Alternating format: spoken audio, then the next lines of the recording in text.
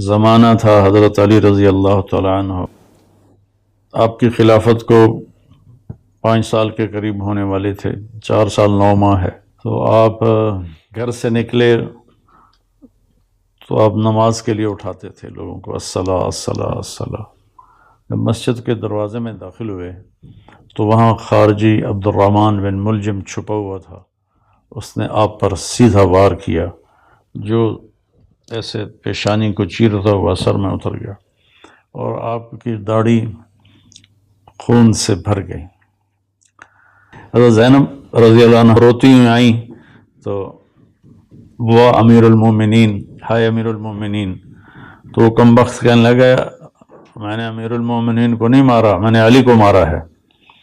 پھر وہ تسلی کے لیے اپنے باپ کو تسلی دینے لگیں تو پھر وہ بولا جتنی مرضی تسلیاں دے لو یہ نہیں بچے گا، اس تلوار کو 1 مہینہ میں نے زہر میں ڈبو کے رکھا ہے، اس کا ایک ہی وار سارے جسم میں زہر کو پھیلا دیتا ہے۔ تو میں قربان جاؤں اہل بیت کے اخلاق۔ لوگوں نے جب اسے پکڑ لیا تو آپ نے فرمایا کہ احسنوا نزلہ، یہ مہمان ہے، اس کا اچھی طرح اکرام کرو۔ اب آج کا میرا موضوع ہے شہادت علی رضی اللہ تعالیٰ عنہ۔ اصل میں حضرت علی رضی اللہ تعالیٰ عنہ کی شہادت بھی اسی الفتنۃ الکبریٰ کا تسلسل ہے۔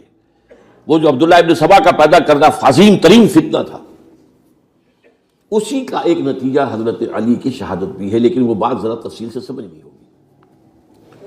اور اس کے لیے میں ممنون احسان ہوں، حال ہی میں ایک کتاب چھپی ہے، ڈاکٹر سید رضوان علی ندوی، وہ محقق ہیں تاریخ کے، انہوں نے بڑی تاریخی تحقیق کے بعد جو باتیں بیان کی ہیں وہ میں آپ کے سامنے رکھ رہا ہوں۔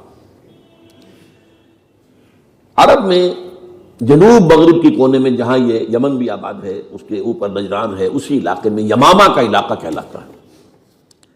یہاں ایک قبیلہ آباد تھا بنو تمیم۔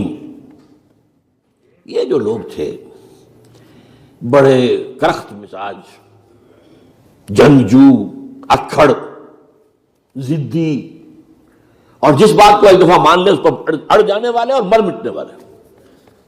یہی سے فتنہ پہلا اٹھا تھا، سب سے بڑا جو نئے جھوٹے نبی کھڑے ہوئے تھے ان میں سب سے بڑا تو مسیلمہ کذاب تھا، یہی تو علاقہ تھا۔ اور اس کے خلاف اس فتنے کی سرکوبی میں کتنے صحابہ، 1200 صحابہ ایک جنگ کے اندر شہید ہوئے، جن میں 500 جو ہیں وہ حفاظ تھے رضی اللہ تعالیٰ عنہ۔ تو یہ لوگ جو یہ تھے بڑے زوردار تھے۔ اس قبیلے کے بارے میں حضرت عمر رضی اللہ تعالیٰ عنہ نے ایک بڑی عجیب حکمت عملی اختیار کی۔ ان کو وہاں سے اکھاڑ کر اور ایران کی سرحدوں پر آباد کر دیا، اب جہاں پر جہاد ہو رہا تھا، تاکہ ان کے اندر جو یہ جنگجوئی ہے یہ اب اس مقصد کے لیے استعمال ہو، اب وہ دارالاسلام کی توسیع کے مقصد کے لیے استعمال ہو۔ اور وہ ہوئی۔